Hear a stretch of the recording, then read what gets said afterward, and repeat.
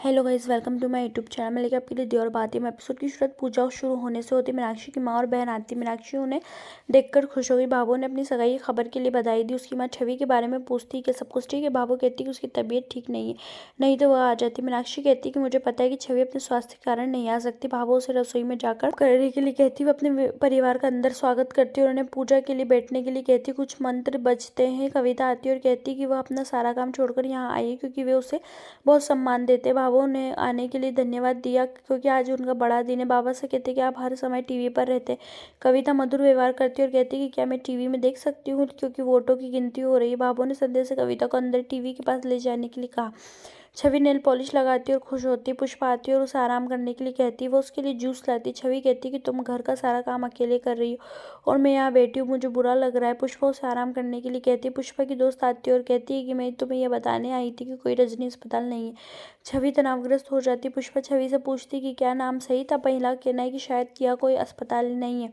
छवि कहना है कि डॉक्टर रजनी। महिला कहना है कि मैं उसे अच्छी तरह से जानती हूँ, वो पिछले साल जयपुर शिफ्ट हो गई थी। पुष्पा पूछती कि तुम कहाँ गए थे। छवि कहती मुझे याद नहीं। पुष्पा कहती कि उसकी तबीयत ठीक नहीं है, हम उससे बाद में पूछेंगे।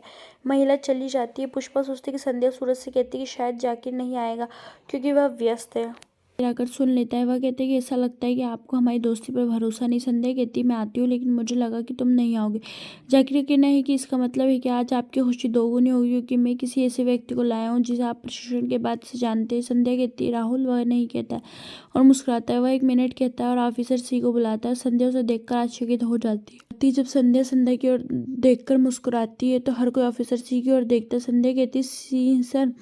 सूरज कहते हैं सी मैडम। वह सभी का स्वागत करती है और भाभो कहती है मैडम जी। संध्या उसका अंदर स्वागत करती है और कहती है कि तुमने कहा नहीं अचानक यहाँ, मैं बहुत खुश हूँ कि तुम मेरे घर आए। बाबा साहब उसे देखकर खुश हुए और आने के लिए उसे धन्यवाद दिया। भाभो पूछती कि क्या आप संध्या को फिर से ले जा रहे हैं। अधिकारी सी कहते हैं नहीं, सिर्फ उनसे मिलने के लिए क्योंकि मैं एक प्रेस कॉन्फ्रेंस में जयपुर जा रही थी, इसलिए संध्या और जाकिर से मिलने यहाँ आई। भाभो कहती है कि आज हमारे पास पूजा है, आप अच्छे समय पर आए हैं। जाकिर का कहना है कि मुझे भी किसी काम से जाना होगा। वह छोड़ देता है। बुलाती है और वह अंदर मीनाक्षी भाभो को बुलाती है और वह अंदर जाती है। अधिकारी सी कहते हैं कि संध्या सूरज दिख रहे। संध्या ने उसे धन्यवाद दिया।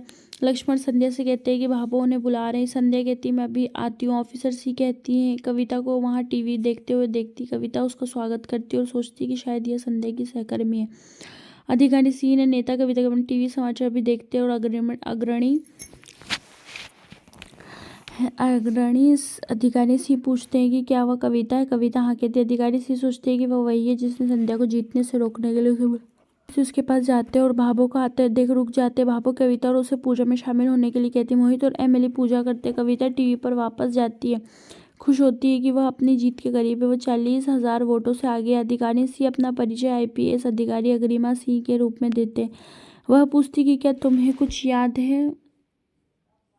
पूजा संपन्न हो जाती है। कविता कहती कि मुझे नहीं लगता कि हम पहले मिले थे क्योंकि मैं चेहरे नहीं भूलती। अधिकारी सी का कहना है कि मैं खास लोगों की आवाज़ पहचानता हूँ। यह सच है कि हम पहले नहीं मिले थे लेकिन फ़ोन पर बात होती थी। अकादमी को फ़ोन किया और मुझसे कहा कि संध्या राठी को सर्वश्रेष्ठ कैंडिडेट ट्रॉफी नहीं मिलनी चाहिए।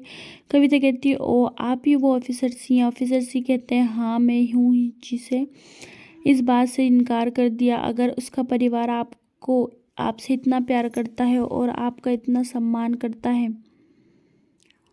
तो आप ऐसा क्यों चाहते थे कि संध्या बेस्ट कैंडिडेट ट्रॉफी ना जीते। कविता कहती है कि मुझे जवाब देना पसंद नहीं है। अधिकारी सी का कहना है कि अच्छा हुआ कि मैंने अपने मूल्यों से समझौता नहीं किया, नहीं तो संध्या के साथ अन्याय होता। संध्या ने साबित कर दिया कि राजनीति उन्हें रोक नहीं सकती है। कहती है